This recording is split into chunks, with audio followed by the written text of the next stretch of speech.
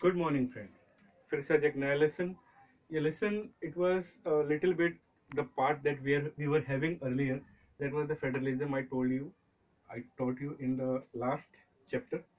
उसी का पार्ट है। So now we are going to discuss about the main three federal features of India. हमने federalism की बात की थी, हमने पावर शेयरिंग की बात की थी। तो होता क्या है फेडरलिज्म में, मेन तीन फेडरल फीचर्स हम यहाँ पे डिस्कस करेंगे कि why the India is able to rule like federal country, why the people of India they accept as a federal country. तो किसी भी फेडरल कंट्री के लिए बहुत बड़ी इंपॉर्टेंट बात होती है कि वो क्यों मानेगा, लोग वहां की क्यों मानेंगे, अलग अलग जाति, अलग अलग धर्म, अलग अलग भाषा होते फिर भी बावजूद उसके क्यों मानेंगे। ठीक है, तो इंडिया एक बहुत यूनिक थिंग है यहाँ पे। जो फेडरल कंट्री को होना चाहिए वो यहाँ पे मैं बता रहा हूँ आपको। देखिए ध्यान से, सबसे पहले इसका रिटर्न कॉन्स्टिट्यूशन। किसी भी देश को चलाने के लिए we are having a constitution. Constitution is a rule book. जो रूल बुक होता है उसको कॉन्स्टिट्यूशन कहते हैं।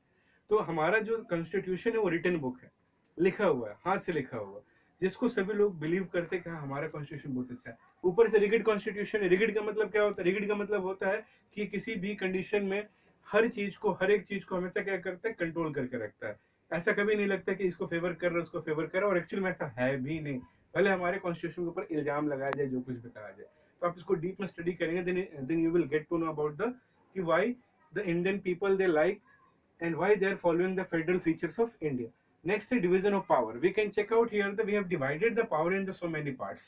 Local government, state government, central government, फिर अलग अलग उस पर हमने क्या कर रखा है, डिवीजन कर रखा पावर्स का। आप you can take the example of the police commissioner, SP, DSP, SHO, inspector, हवलदार। तो एक पावर का डिवीजन है। ठीक है, तो ध्यान रखिएगा। तो डिवीजन ऑफ पावर फिर से दोबारा दोहराते हैं। फेडरल फीचर ऑफ इंडिया में सबसे बड़ी बात क्या है? रिटन कॉन्स्टिट्यूशन है हमारा, रिगिड कॉन्स्टिट्यूशन है, डिवीजन ऑफ पावर है। बात करते पंचायती राज की। पंचायती राज ये टॉपिक नेक्स्ट, जो कि आपका एक टॉपिक इंटरलिंक करेगा इससे, अमेंडमेंट ऑफ 1992 का। बहुत सारे बच्चों का प्रॉब्लम था कि सर अमेंडमेंट ऑफ 1992 समझ में नहीं आ रहा क्या है। तो ध्यान से सुनो, पंचायती राज, पंचायती राज जिसको हम लोकल गवर्नमेंट कहते हैं। ठीक है, तो लोकल गवर्नमेंट में क्या होता है, मुखिया, सरपंच, ये लोग मिलकर रूल करते हैं। It is ruled by the मुखिया एंड सरपंच।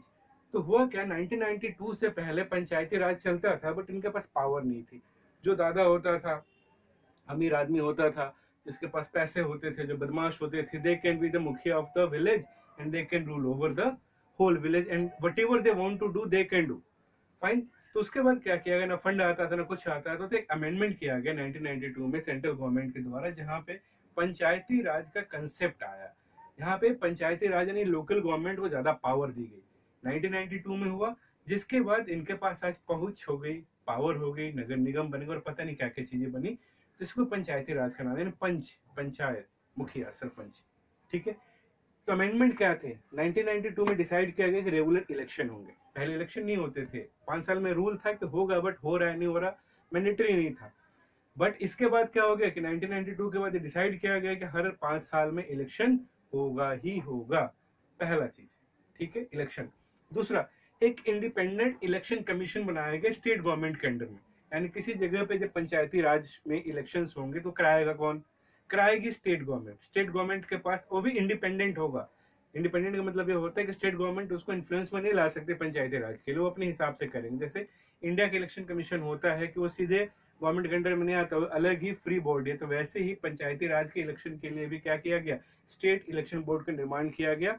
और ये उनके ऊपर छोड़ गया कि वो कब इलेक्शन करवाएंगे, कैसे इलेक्शन करवाएंगे। उनको स्टेट गवर्नमेंट के साथ मिलकर काम करना है, बट उनके सारे सजेशन को मानेंगे या फिर स्टेट गवर्नमेंट उसको क्या करेगी, इन्फ्लुएंस कर लेगी, ऐसा कुछ नहीं। ठीक है, पहले रेगुलर इलेक्शन, उसके बाद स्टेट इलेक्शन बोर्ड बना। फिर आया self government share power, state government share power among these organisation. उसके बाद क्या किया, स्टेट गवर्नमेंट ने अपनी पावर्स को इन ऑर्गेनाइजेशन के साथ बांटना शुरू किया। यानी मुखिया को ताकत दी गई, सरपंच को ताकत दी गई, they were having the power to do something. Fund बनाया गया, उनके पास पैसा आता था। ठीक है, तो ऐसे बहुत सारे काम किए गए, जिसके बाद उनके पास पावर आ गई। They can take the legal actions also. आज आप मुखिया और सरपंच की, आप जाके गांव में देखिए क्या पहुंचे, जब तक वो साइन नहीं करते बहुत सारे काम नहीं होते। और तो वो अपने गांव के छोटे बहुत जस्टिस सिस्टम को भी संभाल रहे हैं, तो पूरे गांव को चला रहे हैं, एक उनका पूरा ग्रुप बना है। आज उनके पास पावर है, ताकत है, और इसीलिए लोग उनसे डरते हैं। वो अच्छे काम कर पाते हैं। यहाँ डराने की बात का मतलब ये नहीं कि लोग पावर में आ जाते हैं, नहीं, वो कुछ विकास के काम के लिए पावर में आते हैं, उनके पास ताकत है, तो हर बार उनको क्या करना पड़ता था, नेताओं के आगे हाथ फैलाना पड़ता था। आज उनको हाथ फैलाने की जरूरत नहीं है, वो अपना हक की मांग बड़े हक के साथ कर सकते हैं। फिर है 1/3 बहुत इंपॉर्टेंट पॉइंट है, वेरी वेरी इंपॉर्टेंट पॉइंट। ये पहला स्टेट गवर्नमेंट के अंदर जो पंचायती राज का कंसेप्ट आया, अमेंडमेंट किया गया 1992 में पंचायती राज का, तो उसमें 1/3 सीट्स हर देश के राज्य के पंचायती राज बॉडीज के अंदर, लोकल बॉडीज के अंदर क्या किया गया, रिजर्व कर दिया गया लेडीज के लिए। यानी हर जगह पे 1/3 सीट्स लेडीज के लिए रिजर्व किया गया, जिसकी वजह से आप देखते होंगे कि आपके गांव में मुखिया सरपंच ज्यादातर कौन है, औरतें। तो 1/3 सीट्स रिजर्व कर दी गई। तो पंचायती राज और नगर निगम में फर्क समझिए। पंचायती राज हो गया गांवों के लिए, वही पंचायती राज का पार्ट शहरों में क्या हो गया, एमसीडी, नगर निगम के चुनाव, वार्ड कमिश्नर, ये सब शहरों के लिए, वार्ड कमिश्नर, नगर निगम, ठीक है, निगम पार्षद, ये भी पंचायती राज का ही पार्ट है। ये होते हैं सिटीज के अंदर में, शहरों के अंदर में होते हैं, और मुखिया सरपंच ये सब कहाँ होते हैं, गांव के अंदर। तो ये चीजें थी। फिर बात करते हैं कि how federalism practice in India. Federalism को जो मैं यहाँ का टॉपिक यहाँ पे थोड़ा सा और लाना चाहूंगा आपके लिए, कि जो टॉपिक यहाँ पे आ रहा है कि इंडिया में फेडरलिज्म कैसे प्रैक्टिस होता है, मतलब कैसे चलता है। तो क्या है, लिंग्विस्टिक स्टेट।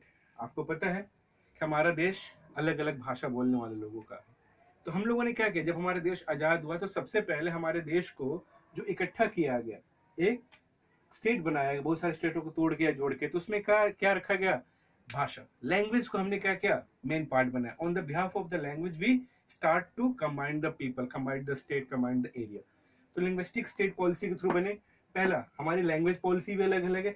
आज स्टेट फ्री है अपनी लैंग्वेज को चूज करने के लिए। इंडिया ने क्या कर रखा है, सभी भाषाओं को मान्यता प्राप्त कर रखा है कि भाई इंडिया को एक भाषा नहीं है जिसको हम कह सकते नहीं आपको यही बोलना है, इसी में काम करना है।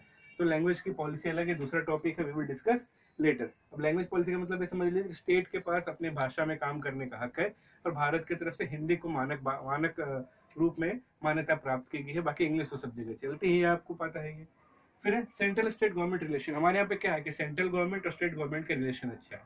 मैंने पहले आपको बताया था, लिस्ट बताई थी, कंकरेंट लिस्ट, ये लिस्ट, वो लिस्ट। उसमें क्या होता है कि सेंट्रल गवर्नमेंट स्टेट के साथ कंबाइन करके चलती है, ठीक है। स्टेट गवर्नमेंट को सेंट्रल गवर्नमेंट की बातें माननी पड़ती है, ठीक है। और स्टेट गवर्नमेंट जो होता है अपने सिफारिशों को या बहुत सारी चीजों को सेंट्रल गवर्नमेंट से पास आउट करवा के काम करते हैं। अच्छा हेल्दी रिलेशन है।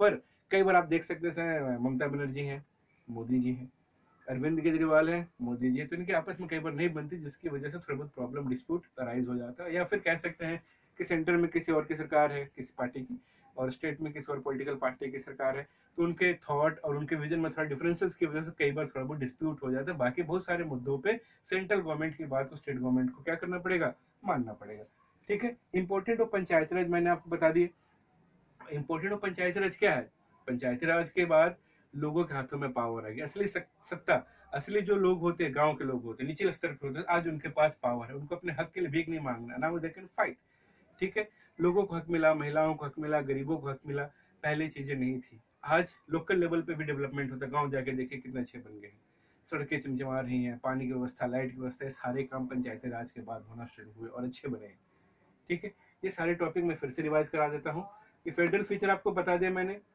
पंचायती राज बता दिया मैंने आपको, ठीक है। उसके बाद मैंने क्या बताया आपको, how federalism practice in India, किस तरीके से फेडरलिज्म को इंडिया में प्रैक्टिस किया जाता है। एक डाउट था बच्चों का 3 टियर ऑफ द गवर्नमेंट का, मैं फिर बता रहा हूँ आपको कि 3 टियर ऑफ द गवर्नमेंट कुछ नहीं है, डरने और घबराने की जरूरत नहीं है। 3 टियर ऑफ द गवर्नमेंट में होता क्या है कि 3 स्तर की सरकार है, 1 2 3, पहले लेवल पे, दूसरे लेवल पे, तीसरे लेवल पे, ऊपर से बात करते हैं, ये होगी सेंट्रल गवर्नमेंट, ठीक है।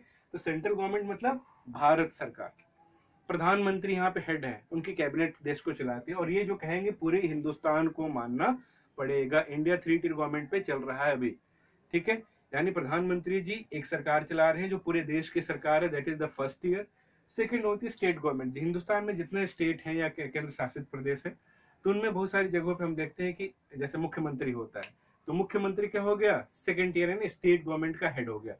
तो एक तो केंद्र सरकार यानी भारत का जो सरकार चल रहा है, प्रधानमंत्री हेड है। दूसरे पे लेवल पे कौन चल रहा है, बिहार की, यूपी की, बंगाल की, गुजरात की, ये सारे सरकार चल रहे हैं जहाँ पे मुख्यमंत्री हेड कर रहे हैं, उनकी कैबिनेट वो अपने कानून एक राज्य के लिए बनाते हैं। थर्ड टियर हो गया पंचायती राज। पंचायती राज जहाँ पे क्या होता है, निगम, नगर निगम, निगम परिषद, इस तरीके की व्यवस्था होती है जो लोकल लेवल पे मुखिया सरपंचों के द्वारा चलाई जाती है। तो इसी को 3 tier ऑफ द गवर्नमेंट कहते हैं। पहला प्रधानमंत्री, दूसरा मुख्यमंत्री, तीसरा पंचायत राज, जहाँ पे निगम पार्षद और ये सब आते हैं। तो उसको आप ऐसे भी समझ सकते हैं, जो फर्स्ट ईयर में आता है, जो प्रधानमंत्री वाले में आते हैं, वहाँ पे कौन आता है? MP, मेंबर ऑफ पार्लियामेंट होते हैं। सेकंड वाला जो होता है राष्ट्र स्टेट वाला जो होता है, उसमें कौन होते हैं? MLA होते हैं। तीसरा वाला जो होता है, जो लोकल लेवल का होता है, जिसको आप पंचायती राज कह सकते हैं, ठीक है, या लोकल गवर्नमेंट कह सकते हैं, तो वहाँ पे कौन होता है? निगम पार्षद होता है। तो इस तरीके से 3 लेवल की गवर्नमेंट हमारे हिंदुस्तान में चलती है। ठीक है, अगर कोई प्रॉब्लम हो then we can discuss again.